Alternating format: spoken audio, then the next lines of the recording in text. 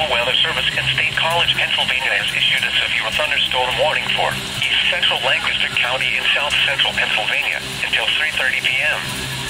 At 3:09 p.m., a severe thunderstorm was located over Honey Brook, moving more than 10 miles per hour. Hazard, 60 miles per hour with gusts and quarter-size hail. Source, radar indicated. Impact, hail damage to vehicles is expected. Expect wind damage to roofs, siding, and trees. Locations impacted include Churchtown and White Horse.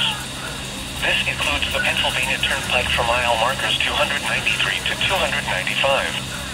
For your protection, move to an interior room on the lowest floor of a building. Very heavy rainfall is occurring with this storm and may lead to flash flooding. Do not drive your vehicle through flooded roadways. Repeating, a severe thunderstorm warning has been issued until 3:30 p.m. for the following county: Lancaster, Pennsylvania,